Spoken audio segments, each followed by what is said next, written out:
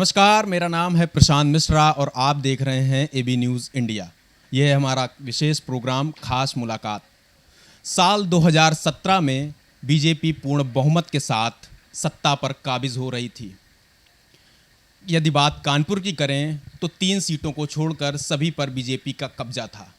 लेकिन शहर में एक विधानसभा ऐसी थी जिसमें प्रत्याशी के जीतने की नहीं बल्कि दूसरे प्रत्याशी की हारने की चर्चा हो रही थी, और वो प्रत्याशी थे कल्याणपुर विधानसभा से विधायक सतीश निगम।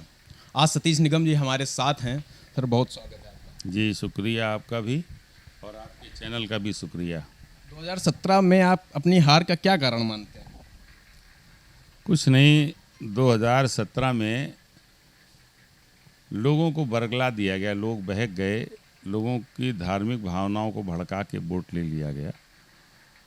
इसलिए वो एक वेव आई, धार्मिक भावनाओं की वेव, लोगों को गलत सलत फीड किया गया, इसलिए हम हार गए, वरना तो मैं कभी चुनाव नहीं हारता। तो कहीं ऐसा तो नहीं जो पार्टी में उस दौरान उपजा विवाद था वो कहीं आपकी हार का कारण बन गया? ना ना, कतई नहीं, और पक्का कतई नहीं। क्योंकि हमारे क्षेत्र में कहीं भी पारिवारिक विवाद या पार्टी का जो विवाद था उससे कहीं कोई लेना देना नहीं था। हमारा क्षेत्र उससे बिल्कुल निष्प्रभावी था, और वैसे भी वहाँ मुझे व्यक्तिगत वोट मिलता है। लोग मुझे वोट देते हैं कि सतीश निगम साहब आपको दे रहे, तो वहाँ कोई वो वाला मामला ही नहीं था। जी बिल्कुल, आपने कहा व्यक्तिगत वोट देते हैं, इसीलिए हमारी मेरी जब लोगों से बात होती तो कहते हैं सतीश निगम जी व्यक्ति तो अच्छे हैं, काम भी अपनी विधानसभा में बहुत किया, लेकिन वो गलत पार्टी में हैं। आप इससे क्या सहमत हैं? नहीं, आज भी नहीं है और आगे भी नहीं होंगे। गलत पार्टी और सही पार्टी का लोग कैसे, उनका पैमाना क्या है मुझे नहीं पता, कहने वालों का। मुझे याद है कि पार्लियामेंट में अटल जी से भी लोग यही कहते थे, और अटल जी इसी भारतीय जनता पार्टी के सबसे बड़े नेता थे। और यूट्यूब में है, अगर लोग देखना चाहें तो यूट्यूब में अभी आज भी पार्लियामेंट में माननीय स्वर्गीय पूर्व प्रधानमंत्री अटल बिहारी वाजपेयी जी का उसमें वक्तव्य है, लोग देख सकते हैं। उनसे भी लोग कहते थे आप आदमी तो बहुत अच्छे हैं लेकिन पार्टी ख़राब है। दुनिया के लोग तब भी उस पार्टी को ख़राब कहते थे जिसमें अटल जी थे। आज कोई हमारी पार्टी को ख़राब कह रहा है। सच ये नहीं है। हमारी पार्टी अगर नहीं होती मेरे साथ, मेरे पूर्व मुख्यमंत्री जी नहीं होते, हमारे राष्ट्रीय अध्यक्ष जी नहीं होते, तो आज जो भी कल्याणपुर में या उत्तर प्रदेश में विकास हुआ है वो विकास कभी नहीं होता। याद रखिए कि सरकारें विकास के लिए चुनी जाती हैं, सरकारें रोज़गार के लिए चुनी जाती हैं, सरकारें लोगों की ज़िंदगी में खुशहाली लाने के लिए चुनी जाती हैं। सरकार इसलिए चुनी जाती है कि अगर कोई चीफ मिनिस्टर बनता है तो चिकित्सा क्षेत्र में क्या काम करता है ताकि बगैर इलाज के कोई मर ना जाए। सरकार एजुकेशन के लिए काम करती है। सरकार अपने बच्चों को जो पढ़ रहे हैं, लिख रहे हैं, उन्हें तमाम सुविधा और साधन देके, उनकी फ़ीस का ख्याल करके, उनके यूनिफॉर्म का ख्याल करके, खासकर जो गरीब बच्चे हैं उन्हें कैसे आगे प्रमोट किया जाए, ये सरकार की जिम्मेदारी होती है। वही हमारी समाजवादी पार्टी की सरकार ने जिम्मेदारी को निभाया। न केवल पूरे प्रदेश के इंफ्रास्ट्रक्चर को बदला बल्कि नई नई बहुत सारी चीज़ें लॉन्च की। जैसे डायल 100 आई, ये अमेरिकन सिस्टम था जो हमारे मुख्यमंत्री जी यहाँ पर लाए अपने यूपी में, और यूपी पहला ऐसा देश का राज्य था जहाँ डायल 100 आई। इसके अलावा कहीं नहीं आई। 108 एम्बुलेंस हम लोग लेकर के आए। हेल्थ सिस्टम को हम लोगों ने इम्प्रूव किया। अगर 108 एम्बुलेंस नहीं लाए होते, इस कोरोना महामारी के दौरान अगर 108 एम्बुलेंस नहीं होती तो यूपी में कहीं भी पेशेंट ले जाने की स्थिति में सरकार नहीं थी। आज यही सरकार, जो बहुत अच्छी सरकार है, ये सरकार आज ड्राइवरों को, एम्बुलेंस के ड्राइवरों को तनख्वाह नहीं दे पा रही, वो आंदोलन कर रहे हैं। तो और हम लोगों ने, जब माननीय नेताजी थे, नेताजी ने भी पर्चा फ्री कर दिया था। जो सरकारी हॉस्पिटल थे सारा पर्चा फ्री, दवाएं फ्री कर दी थी। और एक हमारी समाजवादी पार्टी का नारा भी था कि दवा पढ़ाई मुफ्ती हो, रोटी कपड़ा सस्ती हो। उसी नारे के हिसाब से जो डॉक्टर राम मनोहर लोहिया जी के टाइम था, उसी नारे को लेके हमारी सरकार चली। और जब भी सरकार बनी तो हम लोगों ने बच्चों के लिए अच्छा काम किया, रोज़गार दिए, हम लोगों ने लाखों नौजवानों को रोज़गार दिया। इस बार हमारे मुख्यमंत्री जी ने कहा है कि सरकार बनते ही पहली कैबिनेट में 10 लाख लोगों को रोज़गार देंगे। तो हम लोग तो लोगों के लिए काम करना, हम लोग लोगों की ज़िंदगी अपग्रेड करना चाहते हैं। लोगों को बीमारी हो तो अच्छा इलाज मिले, अच्छी बिजली मिले, यही कानपुर है। मैंने मुख्यमंत्री जी से एक बार केवल कहा था और कानपुर को लगातार उस दिन के बाद से 24 घंटे बिजली हमारी पूरी सरकार मिलती रही। आज ये सरकार दावा करती, भारतीय जनता पार्टी की दावा करती है कि 24 घंटे बिजली आ रही, लेकिन हम जहाँ बैठे हैं यहीं पर एक दिन में 3-3, 4-4 बार बिजली जाती है और बार बार मुझे यहाँ के अधिकारियों को, लोकल अधिकारियों को कहना पड़ता है कि बिजली क्यों चली गई। हालांकि वो प्रयास करके जल्दी काम कर देते हैं, लेकिन 4 बार बिजली जाने का मतलब 1 घंटे बाद आई या आधे घंटे बाद आई। हम नहीं हैं तो को शाम तक ना आए अगर हमारा फ़ोन ना जाए तो। ये हालात हैं। तो ये सरकार झूठ बोलती है, धोखा देती है और धोखा और छल प्रपंच से इन्होंने चुनाव तो जीत लिया, लेकिन जनता इनकी सच्चाई जान गई है और आने वाले चुनाव में इनको बड़ा जवाब देने जा रही है। आपने कहा कि अखिलेश यादव जी से हमने कहा तो उन्होंने तुरंत कार्रवाई की। आपकी छवि भी पार्टी में कहीं ना कहीं अच्छी मानी जाती है, आपको एक अच्छे तौर पे देखा जाता है, लेकिन पार्टी ने अभी तक आपको कोई खास पद नहीं दिया जब से आप विधायक नहीं हैं। जब से देखिए, हम खुद कभी हमने तो मना कर दिया। अगर हम चाहते जरा सा भी एक बार कह देते तो हम कहीं ना कहीं मिनिस्टर हो सकते थे, लेकिन हमने कभी नहीं कहा और हम पद से काम करते भी नहीं। अच्छा, जो पद हमको जनता ने दे दिया, पार्टी उससे बड़ा क्या पद देगी मुझे। पार्टी टिकट दे सकती, पद नहीं दे सकती हमको, लेकिन जनता ने इतना बड़ा पद हमको दे दिया और पार्टी ने हमको टिकट दिया, इससे बड़ा क्या काम है। हम 3 चुनाव लड़ चुके, चौथा लड़ने जा रहे। तो ऐसा नहीं कि पार्टी ने, हाँ पद की बात रहेगी, पद के प्रति मेरा स्वयं इंटरेस्ट नहीं है, क्योंकि मेरा इंटरेस्ट है काम करना। हम सुबह निकलते हैं और आपके इंटरव्यू में आने से पहले हम क्षेत्र में ही तो क्षेत्र से ही आ रहे। हम सुबह निकले थे 8 बजे, आप कल्पना करिए कि इस समय 6 बजने जा रहे हैं। हम अब तक 10 घंटे काम करके आपके बीच हैं। तो पद की मोहताजी नहीं होती, काम शख्सियत करती, उसका पद काम नहीं करता है। और जो लोग ये सोचते हैं कि पद काम करेगा, ये मान के चलो कि वो लोग काम ना करने वाले लोग हैं या वो कमज़ोर लोग हैं। इसलिए पद के पीछे हम नहीं चलते, पद मेरे पीछे चलता है। कल्याणपुर आपकी विधानसभा रही है, तो कल्याणपुर में सड़कें टूटी हैं, सीवर जल भराव आम समस्या है, सन्नेश्वर स्थित सड़क जर्जर थी, आज़ाद नगर स्थित जो टीबी का अस्पताल है उसकी भी हालत किसी से छिपी नहीं है, और आप भी जब विधायक थे तब भी वही समस्या थी। तो कहीं ना कहीं ऐसा नहीं लगता कि चुनावी हार जीत में जनता पिस रही है? आप बिल्कुल गलत कह रहे हैं। जब मैं था तो कल्याणपुर की एक भी सड़क टूटी नहीं। सन्नेश्वर सड़क टूटी हुई थी, कई वर्षों से टूटी हुई थी। कई वर्षों से नहीं, मेरे बाद टूटी है। और जिस दिन सुनिए, मैंने 5 साल में उस सड़क को 2 बार बनवाया। जिस दिन मैं जीत के गया, मेरे जीतने के बाद सड़क टूटी थी, मैंने तुरंत बनवाई। और जब चुनाव मेरा होना था उससे साल भर पहले मैंने, आप जाइए पहले, आप तो मीडिया वाले लोग हैं, आप जाके रिकॉर्ड पूछ लिए कि इससे पहले सड़क कब बनी थी, तो मैंने दोबारा भी उस सड़क को मैंने ही बनवाया था। तो ऐसा नहीं है, लेकिन मेरे आने के बाद 1 साल 1.5 साल बाद सड़क वो टूट गई। चूँकि मैंने 2002-03 में 2014-15 में सड़क बनवाई थी और उसके बाद वो सड़क टूट गई। और मेरा मानना है, अगर सड़क खाली रिपेयरिंग होती रहती और जल निकासी की व्यवस्था ठीक हो जाती, जो नाला हम सफ़ा करवा देते थे, अगर वो नाला सफ़ा होता रहता, जल भराव नहीं होता, तो सड़क अब भी टूटी नहीं होती, सड़क वो आज भी ठीक होती। और अभी जैसे बात रह गई, वो बड़े बड़े नेता कहते हैं साहब इस सड़क के लिए तो मुख्यमंत्री के यहाँ भी रोया गया, विधानसभा में सवाल उठाया मंत्री जी ने, और इसके अलावा तमाम वो केशव मौर्य साहब जो डिप्टी सीएम हैं हमारे यहाँ के, वहाँ भी सवाल उठाया। लेकिन उसके बाद वहाँ आश्वासन भी इनको मिला, हाँ हो जाएगा। मैंने देखता हूँ रोज़ अखबार में छपता, कमिश्नर साहब का दौरा हुआ देखने गए, डीएम साहब का दौरा हुआ देखने गए। तो जब दौरे वाली सरकार है तो केवल दौरा कर रही है। हमने 5 साल में 2 बार बनवाया और ये 5 साल में 1 बार नहीं बनवा पाए। अभी भी अखबार में सुन रहे हैं कि हाँ साहब बन जाएगी। पता नहीं भाई, जब अंधे को आँख मिले तो पतिया है। आपकी सत्ता, जब पार्टी आपकी सत्ता में आती है तो अधिकतर ये आरोप लगता है कि आप लोग कानून को ठेंगे पर रख देते हैं। एक पार्टी का छोटा कार्यकर्ता भी सड़क पर खड़े दरोगा को हड़का देता है। तो आपको नहीं लगता कि ये प्रवृत्ति बदलनी चाहिए, या फिर ये पार्टी पर ये गलत आरोप लगते हैं? ये क्या तमाम वीडियो आपने नहीं देखे स्वयं? हम तो आपसे ही सवाल पूछ रहे, क्या तमाम वीडियो नहीं देखे? इसमें भारतीय जनता पार्टी के नेताओं ने, इनके कार्यकर्ताओं ने लोगों को अपमानित किया। क्या ये घटना नहीं देखी? अभी जिला पंचायत के चुनाव में एक महिला की साड़ी भारतीय जनता पार्टी के नेताओं ने कैसे खींची पकड़ के, और पुलिस मूक दर्शक बनी देखती रही। तो आप, यही मैं आपसे पूछ रहा हूँ कि क्या यही लॉ एंड ऑर्डर है बीजेपी का, एक महिला को सरेआम जो है उसके कपड़े खींचे जाएं, ये महाभारत का काल नहीं है।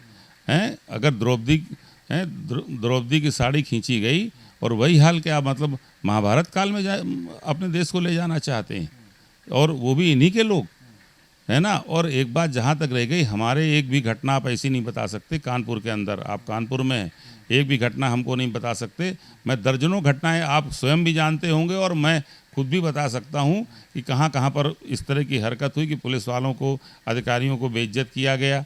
उसके बाद फिर बाद में सरेंडर भी करना पड़ा। कई जगह मुकदमे लिखे गए भारतीय जनता पार्टी के कार्यकर्ताओं के खिलाफ, थाने के अंदर घुस के जो है लोगों ने मारपीट करी है। टेलीविज़न पे तो न जाने कितनी घटनाएं चली हैं, पूरे प्रदेश में चली हैं। तो मेरा यही कहना है, और ये हम कह रहे हैं, क्राइम की बात आप कर रहे हैं, एनसीआरबी का रिकॉर्ड उठा के दे। एनसीआरबी देश की संस्था है, और नेशनल क्राइम रिकॉर्ड ब्यूरो का अगर उठा करके रिकॉर्ड देख लें, उसमें आपको मिलेगा कि हमारी सरकार, जो समाजवादी पार्टी की सरकार थी, जिस पर आरोप लगाते हैं ये बीजेपी के लोग, अगर उठा के रिकॉर्ड देख लें, मेरी सरकार से डेढ़े और दूने अपराध हैं आज की तारीख में, चाहे वो बलात्कार हों, चाहे हत्याएं हों। और हत्या होने के बाद आदमी को तो ढूंढे ही नहीं मिला, आज तक आदमी नहीं मिला। यहीं बर्रा का युवक था, कोई समवाट यादव, संजीत यादव, आज तक समझ लीजिए उसकी डेड बॉडी नहीं मिली। आदमी कहाँ चला गया, उसका कोई खोज खबरी नहीं लगी। तो ये हाल है इस सरकार का। तो आप कितनी बहन बेटियों के साथ बलात्कार हो रहा है। हाथरस की घटना ले लीजिए, अभी उसके आगे एक और घटना हुई थी जिसमें राहुल गांधी जी भी गए थे, हमारा डेलीगेशन, समाजवादी पार्टी का डेलीगेशन गया। अगर मीडिया इतनी अगर उसमें पीछे नहीं लगती तो कुछ भी नहीं होता। लीप पोत के उस घटना को बराबर कर दिया जाता। दलितों के साथ जैसा बलात्कार हुआ, जैसा उनके साथ न केवल ज्यादती हुई, सरकार ने जिस तरह से उनको नज़रअंदाज किया, ये कभी नहीं करना चाहिए। और मेरा मानना है कि सबको समान उससे देखना चाहिए। ये जातिवाद का आरोप ये लगाते हैं हमारी पार्टी पर। आज देख लीजिए कौन से जाति के लोग ज़्यादा बैठे, मुझे कहने की ज़रूरत नहीं, नाम गिनाने की ज़रूरत नहीं है। कौन से लोग बैठे आज सत्ता में, कौन से लोग कुर्सी पर बैठे हैं, क्यों बैठा ले गए, है ना। तो ये झूठ बोलते हैं। सपा पर एक विशेष वर्ग का पार्टी होने के आरोप लगते रहे, लेकिन इस बीच अब सपा ने ट्रेंड बदल दिया है। अब सपा ब्राह्मणों को रिझाने में लगी हुई है। अखिलेश जी कह रहे हैं हम परशुराम की प्रतिमा लगाएंगे। तो आपको लगता है कि अब ब्राह्मण सपा के साथ में आएगा, और आएगा तो क्यों आएगा? एक बात आपको हम और बता दें, ये भी आरोप है कि आज हम कर रहे हैं ना, हमने तो पहले भी किया था। डॉक्टर राम मनोहर लोहिया जो आदर्श पुरुष हैं हमारी पार्टी के, वो जातिवाद के लिए हमारे आदर्श नहीं हैं, वो वैश्य समाज से थे। श्री जनेश्वर मिश्रा जी, वो आज नहीं, हमने उनके लिए मतलब हमारी पार्टी में वो बड़े नेता थे, हमारी पार्टी के संस्थापक सदस्यों में थे, और महत्वपूर्ण रोल था हमारी पार्टी को मतलब बनाने के लिए। नेताजी के बाद उनकी गिनती होती थी। और दूसरी बात, आज अगर जनेश्वर मिश्रा पार्क आज नहीं बना है, जनेश्वर मिश्रा पार्क उनकी स्मृति में हमारी सरकार में बन गया था। तो हम लोग किसी जाति के विरोधी नहीं हैं। हमारी जब समाजवादी पार्टी की सरकार थी तो कम से कम 12 से 15 मिनिस्टर जो है कैबिनेट मिनिस्टर थे हमारी सरकार में जो ब्राह्मण जाति से थे। आज भी हमारे तमाम नेता हैं। हम लोग जातिवादी नहीं है, याद रखने की बात है, हम समाजवादी लोग हैं। हम लोग सबको बराबरी का दर्जा देते हैं, लोगों को जाति और धर्मों में विभाजित नहीं करते। कोरोना काल में उत्तर प्रदेश का क्या हाल था, किसी से छिपा नहीं है। लोग सड़कों पर मर रहे थे, ऑक्सीजन नहीं मिल रहा था। लेकिन इस बीच में एक बड़ा महत्वपूर्ण चीज़ ये हुआ कि जो नेता थे वो भी घरों में बैठ गए। तो इससे जनता जो है नेताओं के प्रति बेहद ही गुस्से में है। और अब चुनाव होने वाले हैं तो सब नेता निकल के बाहर आ रहे हैं। सुनिए, ये तो कुछ लोग होते हैं ना, वैसे बरसात आती तो कौन लोग बाहर निकल आते हैं, मेढक निकलते हैं ना। तो ये चुनावी जो मेढक हैं वो निकले हैं। ये 5 साल सरकार बनने के बाद मौज करते रही। हमारी विधायिका जी मौज करती नहीं, 5 साल तो कभी निकली नहीं। और अब निकली हैं इसलिए कि चुनाव आ गया है, जनता इसका जवाब देगी। नंबर 1 बात। दूसरी बात, जैसे आपने कहा क्या, हाँ, घरों में रहे। अभी कोरोना फैला, नेता अपने घरों में इसलिए थे, उन्हें डर था कहीं कोरोना ना हो जाए। और जो हमारी विधानसभा के नेता थे उनका तो फ़ोन भी बंद था, लोग बता रहे। हमें तो नहीं पता, हमें लोगों ने ही बताया। मैं जब यहाँ बैठता था तो मैं कम से कम प्रतिदिन 25 से 30 लोगों को एडमिट कराता था डिफरेंट हॉस्पिटल्स में। वो भी तब जब हमको जवाब मिलता था कंट्रोल रूम से कि साहब अब कोई बेड कहीं खाली नहीं है, तब मैं फिर अपने व्यक्तिगत संबंधों का इस्तेमाल करते हुए लोगों को बेड दिलाता था। और 25 से 30 आदमी मैं प्रतिदिन भर्ती कराता था। यही नहीं, मैंने भारतीय जनता पार्टी के नेताओं को भी भर्ती कराया है। माननीय हेमंत द्विवेदी जी पूर्व सभासद थे, मेरे साथ थे, मेरे साथ सभासद थे। वैसे नाम मैं नहीं लेना चाहता था, लेकिन जब बात आई तो इस पे कह रहा हूँ, मेरे वो बड़े भाई थे, मेरे उनके पारिवारिक संबंध थे, उनको भी बेड मैंने दिलाया था, उनको भी। और यही सरकार, जो सरकार कह रही है, ये सरकार झूठ बोलती है। जिस समय कोरोना अपने चरम पर था, जिस वक्त लोग मर रहे थे, पिछली बार का कोरोना से इतने देहांत नहीं हुए थे, कैजुअल्टीज़ नहीं हुई थी। इस बार कोरोना में ज़बरदस्त कैजुअल्टीज़ हुई। इस कैजुअल्टी में जो यहाँ हमारे नेता थे, ये भाग गए थे वोट लेने के लिए पश्चिम बंगाल, यहाँ नहीं थे।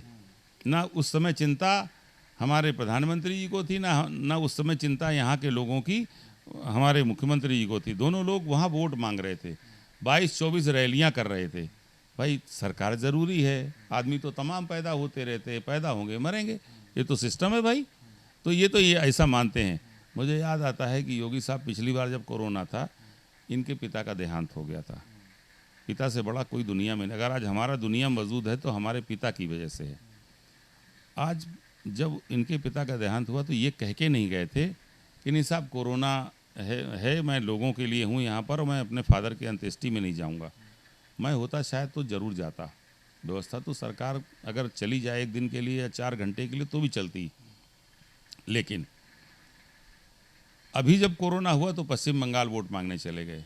ये दोहरा चरित्र नहीं चलेगा। जनता जान गई है। देश की सरकार कह रही कोई ऑक्सीजन की कमी से नहीं मरा। हम तो जनता ही से ही सवाल पूछ रहे हैं कि क्या ये सच है। अगर ये सच है तो फिर ये सच है, और अगर ये झूठ है तो ये आप खुद ही जान लो कि ये अगर झूठ है तो ये झूठ बोल रहे हैं। और झूठ किससे बोल रहे हैं? उन लोगों से जिन्होंने आपको कुर्सी दी है। याद रखना, झूठ का साम्राज्य बहुत दिनों तक नहीं कायम रहता। झूठ बोलने वाले लोगों को जनता जवाब देती है, और वक्त आ गया है, जवाब मिलेगा। आपके पिछले कार्यकाल में ऐसे कौन से काम थे, क्योंकि अब फिर से आप जनता के बीच जा रहे हैं, तो कौन से ऐसे काम थे जिनको आप जनता को बताएंगे, और फिर से और साथ में कौन से ऐसे काम थे जिन्हें आपको लगा था कि यार पिछली बार छूट गया लेकिन अब की बार यदि मुझे मौका मिलता है तो मैं वो काम जरूर करूंगा अपनी विधानसभा में? देखिए, पिछली बार जब मैं चुनाव लड़ने गया था 2017 का, तो मैंने लोगों से कहा था मैं जीतूंगा, मेट्रो लाऊंगा, मैं जीतूंगा, एक एक गली बनवा दूंगा। मैंने एक एक गली, एक एक सड़क बनवा दी, और कुछ सड़कें मैंने ऐसी बना दी जो कभी बन नहीं सकती थी। नंबर 1। नंबर दूसरी बात ये, कुछ सड़कें ऐसी बनवा दी जो कभी बन नहीं सकती थी। और दूसरी बात, मैंने इस शहर में मेट्रो लाने वाला मैं, देने वाला कौन? अखिलेश यादव। इस शहर में 660 मेगावाट का पनकी का पावर प्लांट लाने वाला मैं, देने वाले कौन? हमारे पूर्व मुख्यमंत्री जी अखिलेश यादव जी। इस शहर में गंगा बैराज से लखनऊ जाने का रास्ता बनवाने वाला मैं, बनवाने वाला कौन? हमारे पूर्व मुख्यमंत्री अखिलेश यादव जी। हमारी कार्डियोलॉजी में 300 बेड बढ़वाए, उसको एक्सपेंड कराया, आईडीएच की ज़मीन दिलाई, प्रस्ताव मेरा, बनवाने वाले कौन? माननीय अखिलेश यादव। 100 बेड का न्यूरो साइंस सेंटर बनवाया, पीछे मेरे कौन? माननीय अखिलेश यादव जी। मैंने आपकी HBTI को यूनिवर्सिटी बनवाया, आपकी रामा डेंटल को प्राइवेट यूनिवर्सिटी बनवाया, डीम्ड यूनिवर्सिटी बनवाया, कौन बनाने वाला? माननीय अखिलेश यादव। तो मैं यही बात कहना चाहता हूँ कि लोग कहने कुछ भी कहें कि आपकी पार्टी खराब, आपकी ये खराब, वो खराब, मेरे पीछे आदमी कौन है? जो आज जिसका विज़न है काम करना। मेरा विज़न है काम करना कि मैं काम करूँगा। मैं आम आदमी, गरीब आदमी का दर्द बांटना चाहता हूँ। बांटा मैंने 5 साल। आम आदमी को ये एहसास कराना चाहता हूँ कि मैं तुम्हारा आदमी हूँ, मैं तुम्हारे दुख सुख का साथी हूँ। मैंने 5 साल वो कराया। और अब की दफ़े हम अपने पूर्व मुख्यमंत्री जी से ये गुजारिश करने वाले हैं, शायद सुना है मैंने कि उन्होंने कहा भी है, लेकिन गुजारिश करने वाले हैं कि 200-300 यूनिट बिजली फ्री कर दीजिए गरीबों के लिए, और साथ ही साथ 1,500-2 हज़ार रुपये महीने पेंशन भी कर दीजिए, ताकि बहुत से ऐसे गरीब जिनके पास अगर बीमार हो जाएं तो इलाज के लिए भी पैसे नहीं होते, उन्हें राहत मिले। और गरीबों के लिए बहुत सारी योजनाएं हम और भी लॉन्च कराएंगे, अपने मुख्यमंत्री से बात करेंगे। लास्ट सवाल मेरा यही है कि क्या चाचा और भतीजे में फिर से दोस्ती होगी? वैसे सवाल हमसे पूछना बहुत जायज़ नहीं है, क्योंकि व्यक्तिगत उनका मामला है, परिवार का मामला है। परिवार में हमारा हस्तक्षेप कोई ऐसा होना भी नहीं चाहिए, किसी का नहीं होना चाहिए। आप मीडिया के लोग हैं, सवाल पूछ लेते हैं, लेकिन सच ये है कि ऐसा कुछ नहीं है। परिवार परिवार है, और परिवार में जिस दिन बैठेंगे शाम है, किसी दिन भी ऐसा कोई दिन जो भी तय हो जाएगा, बैठेंगे 5 मिनट में चीज़ें सॉर्ट आउट हो जाएंगी। मेरा रिश्तों से मतलब दलों से था। देखिए, दल की भी बात आपको बता दें, वो हमारे साथ रहेंगे, ये नहीं, वो बार बार वो खुद भी कह रहे हैं, और हमारे नेता ने भी कह दिया है कि हम उनके साथ रहेंगे। जब इतनी बात हो गई है तो वो दिन बस खाली तय हो जाएगा और मामले भी तय हो जाएंगे। ये थे हमारे साथ खास मुलाकात में सतीश निगम, जो कल्याणपुर से पूर्व विधायक थे। अगले अंक में हम फिर से मिलेंगे किसी खास व्यक्ति के साथ। तब तक दीजिए इजाज़त। नमस्कार।